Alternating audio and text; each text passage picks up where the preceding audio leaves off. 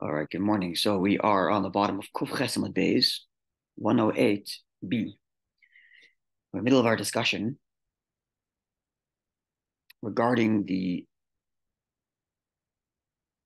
drinking of 4 cups of wine. Now, as the way of the Gemara is, considering that it's a conglomerate of conversations that take place over centuries, that we've been talking about in our series on Monday night, the Gemara comes about it to a roundabout way. Right? Began with a statement by Rabbi Levi, actually on the subject of reclining, and then from there went to another statement of Rabbi Levi, which said that Rabbi Levi says that women are also obligated in the 4 cups of wine. So we haven't really introduced the 4 cups of wine, but we just kind of went to women are obligated. And from there, women are obligated, even though it's time-bound mitzvah, because they were part of the miracle of the Exodus. And from there, the Gemara went on to discuss a number of details with respect to the nature of the wine being drunk. It's got to be properly diluted. There should be a revius, that measure. If it's not diluted, right, the distinction between fulfilling your obligation to drink wine versus your obligation to enjoy the wine, to demonstrate freedom. Right? If you drink the raw wine, then you drank wine technically, but you didn't enjoy it. So therefore lacks the freedom element, drinking them all at once, and so on. Now the Gemara comes to like almost the beginning, which is a Mishnaic text stating that one is obligated to drink 4 cups of wine. Now the way the Mishnah is going to phrase, the way this Mishnaic text is going to tell us the halacha is going to lead us down to two other obligations that on the face of them are really independent of each other. Like basically 3 obligations that seem independent from each other, but as we'll see, are really linked in one. And we'll do the first 2, and then go to the Shulchan Aruch, and then we'll do the third one. And I'll explain why when we get there. So we're 4 lines on the bottom of the page. The last word, Tan Rabban, Tafresh. Tan Rabban, our sages taught. So this is the Gemara quoting a Mishnaic era text.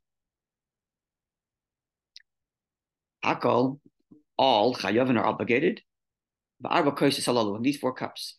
Right? This is the Mishnaic text stating this fact that everybody's obligated to drink 4 cups of wine. Echad anashim, whether we're talking about men, certainly. Why wouldn't it be obligated?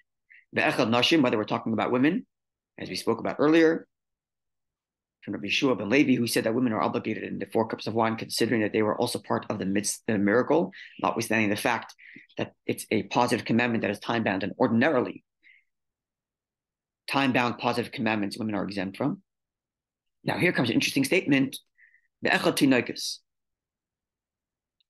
including children. Children are also obligated in the 4 cups of wine. It's a funny thing. What does that mean? Well, children are obligated in the 4 cups of wine. So Rabbi Huda says,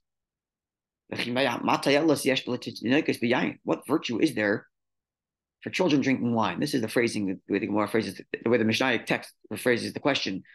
But as Rashbam explains it for us, the bottom here, they're exempt from doing mitzvahs. What is this? What virtue is there? Right. First, he says that children are also obligated, because just like women who are part of the redemption, so are children part of redemption. So they also should celebrate. But what virtue is in there giving them wine? They're not obligated to mitzvahs at all. So what do we mean here? So in response, the Mishnaic text introduces what seems to be a completely separate obligation, namely, it can't be an obligation on the children, because children aren't obligated they're not responsible for their actions. Until 13, a child's not responsible for his actions. So the obligation could be on the kids. So we have to be talking about a parental obligation. Now, presumably the halacha is not telling you that adults should be feeding their minors 4 cups of wine. Even diluted.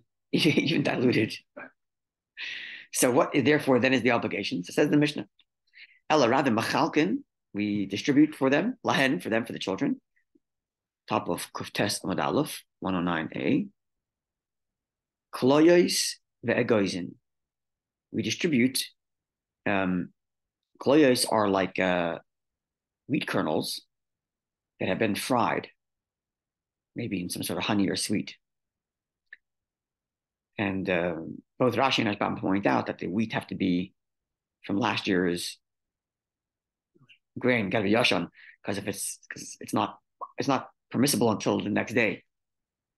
Okay, so you have to I think it's you fry it or you cook it or bake it. These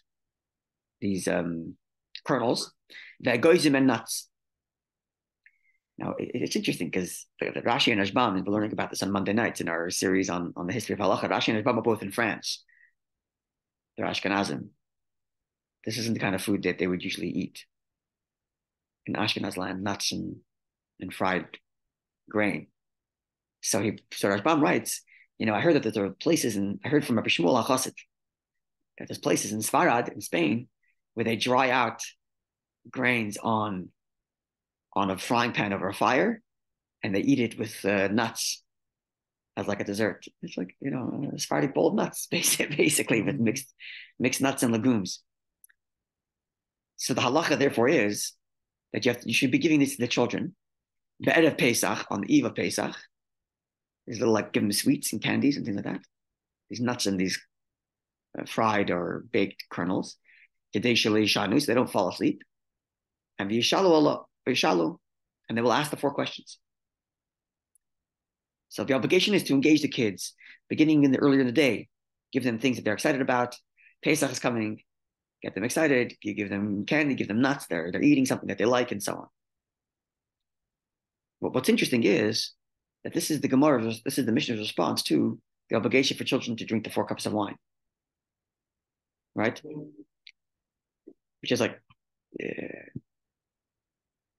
the expression of the Mishnah is Tanu b'chitim v'hoida b'sa'odim. It's a Mishnaic reference to this idea where a guy comes.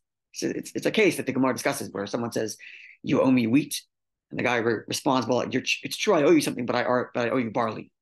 And there's all kinds of discussions about what the halacha is because he admits that he owes something, but they're arguing over what he owes him.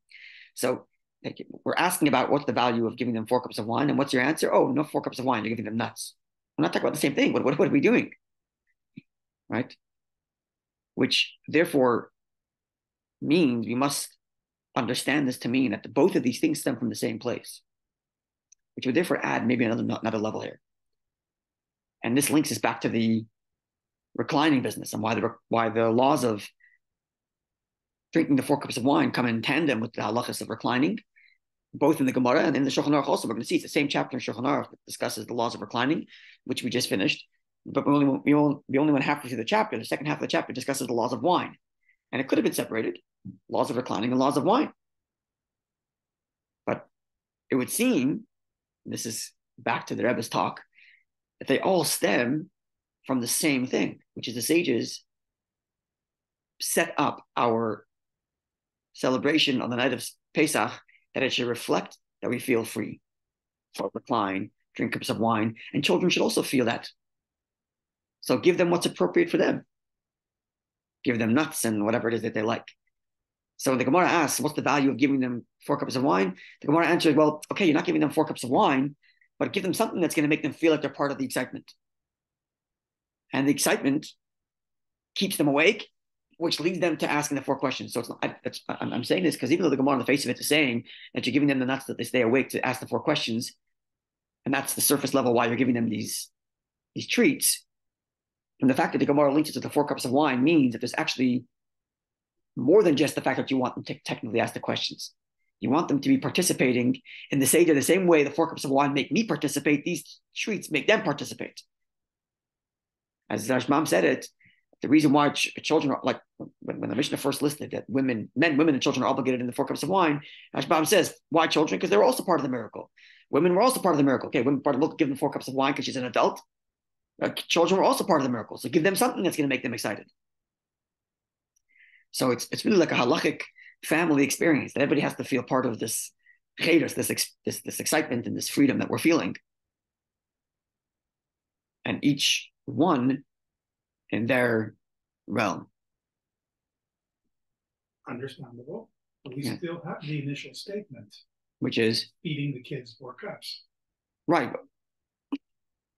Correct. Yeah. So it's hyperbole.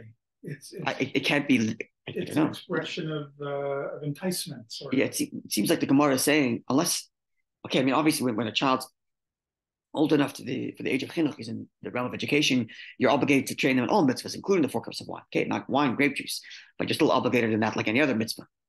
But here it's more than that. In other words, it seems like it's not just the mitzvah of chinuch. It's a mitzvah of education that a person's supposed to train their children to do all mitzvahs.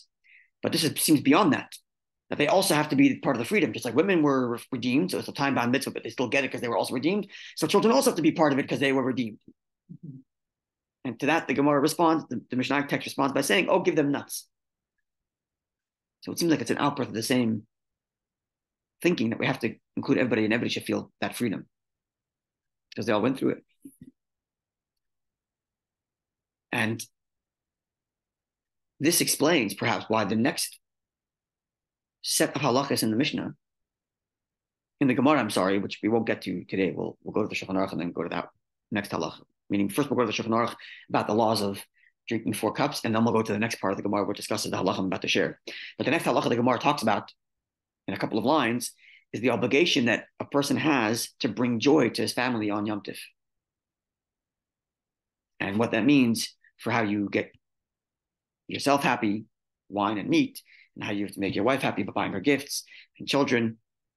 So it's like flowing from in the same context here.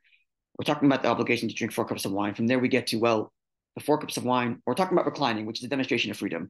Part of that is drinking 4 cups of wine. It's another demonstration of freedom. And by the way, women and children also have to be part of that. And by the way, every Yom Tov you're supposed to make sure to include your women and children. Mm-hmm. That's kind of seems to me how the Gemara is flowing here. Okay, so let's read the next couple of lines where the Gemara concludes its discussion on the involvement of children in the Seder and the involvement of children in this experience of chedus, of freedom. Then we'll go to the Shulchan Aruch, which discusses the laws of drinking cups of wine and the children issue. And then we'll come back to the Gemara, which discusses the law of making sure your entire family is happy every Yom Tov. We'll go to the Shulchan Aruch there and then come back to the Gemara. Okay, so second line of second line of 109a. The Mishnah text continues. Amru Allah Rabbi Akiva. The following was said about Rabbi Akiva. Okay, see there's a little aleph there, which means it's telling me to look somewhere. Okay, another version says it's Rabbi Tarfa. All right. So they said about Rabbi Akiva or Rabbi Tarfa.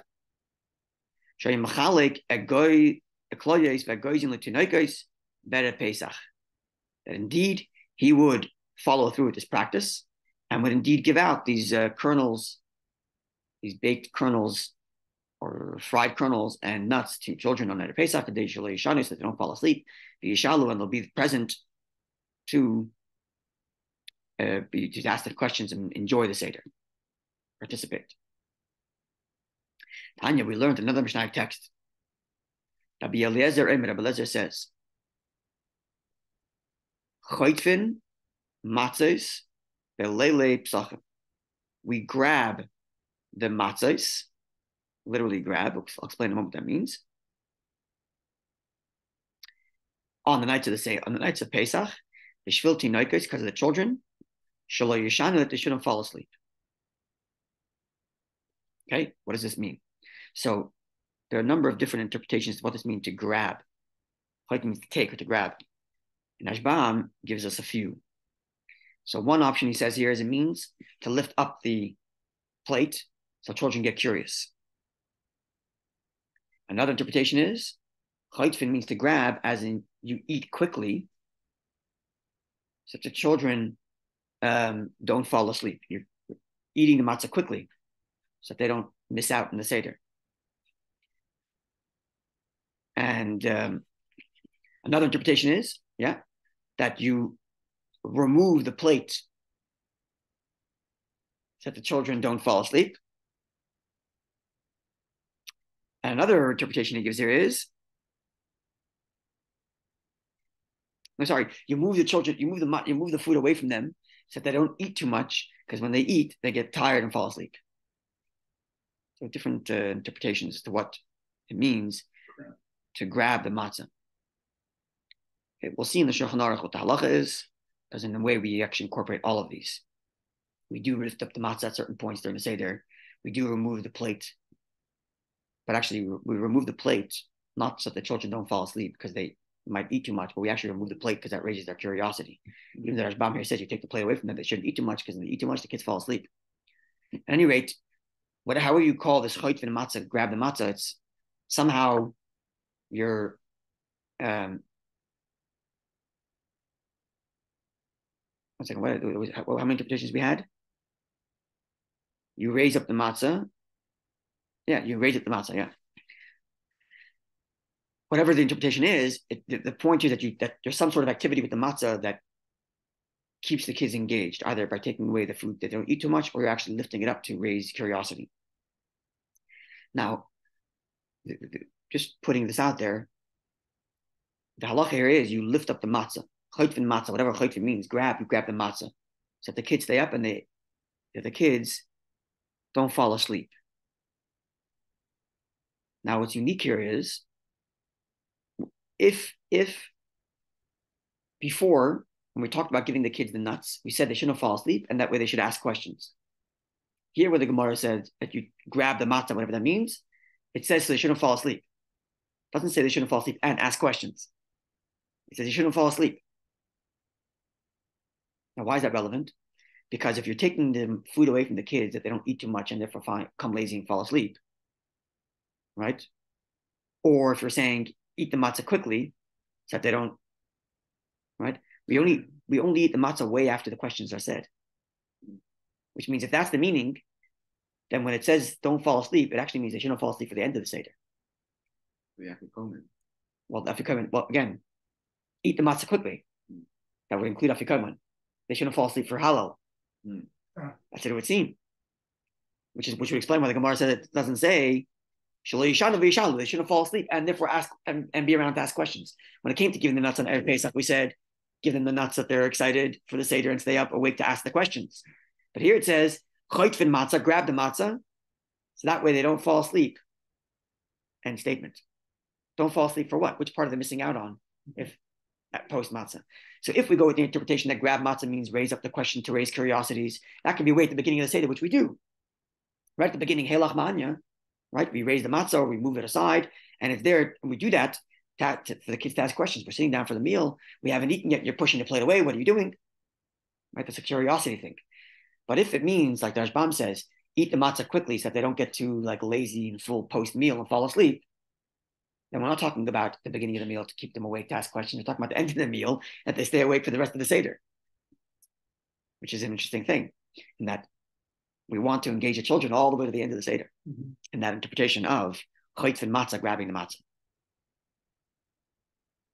Okay. Final statement from the Gemara on the discussion of children's engagement. 6 lines from the top, third word on Kuftes Amud Aleph, 109a. You have it? 6 lines from the top, third word. Tanya. We learned in a Mishnah text. Amru Allah Rabbi Akiva. They said about Rabbi Akiva. Niyamav, in all of his days, Loi Amar, Rabbi Akiva would never say, Higia Eis Lamed Beis Medrash. It's time to go home, time to leave the study hall. He never did that. Right? Chutz, so he never did that. Never said, okay, guys, time to go home. We're finished here. Chutz, with the exception of Arvi Psachim on Erev Pesach, as Rashbam says it, because he wanted to nap the children so that they can be awake for the Seder later. So he would say, guys, time to go home. We got to take care of our kids. And likewise, Erev Yom Kippurim on Erev Yom Kippurim. As the Gemara explains here, but Erev Pesach, on Erev Pesach, B'Shvil Tunokesh, so the children Kadesh Lo Yishanu, so they don't fall asleep. They don't fall asleep at the Seder, meaning nap them earlier. So he would tell them on Erev Pesach, okay, guys, time to go home. The Erev Yom Kippur, on an Erev Yom Kippur, Kadesh Yachilu as B'neihem, so he can feed his family so that they have the energy to fast. Oh. End quote from the Mishnah text. Actually, there's a Messiah. To nap your children, yeah. So he doesn't say nap his children. He said, let's go home in order for his children not to fall asleep. But what did he do when he got home to make sure they don't fall asleep? Rashbam's interpretation is he would nap them. Oh. But another interpretation from Rashbam is also he would say, okay, let's go home so as not to delay the Seder too late. And Erev Pesach doesn't necessarily mean in the earlier of the day. Erev Pesach could mean literally at the eve of Pesach. meaning let's go home right away and not delay the beginning of the Seder. Right? That could be another interpretation. But at least according to one interpretation, there's a real Masada here, like they're saying, to actually nab your children. Now, here's what's interesting about this statement, I think, from a historical perspective. Rabbi Akiva, as we all know, spent, 14 years away from how long was it? No, sorry, 24 years, right? No, what's the story? Rabbi Akiva got married to Rachel, his wife, and he couldn't read, and she encouraged him to go learn, and he went away for, 12 years or something? And on his way back, he was coming with a whole bunch of students with him. Before he walked into his house, he overhears someone poking fun at his wife and saying, your husband's a deserter, just leaves you alone for years. And she said, if he's successful in his learning, I would let him stay for another 12 years, I think it was. So he didn't even walk into his house. He turned back around, went back to learn for another whatever number of years, and then came back with even more students.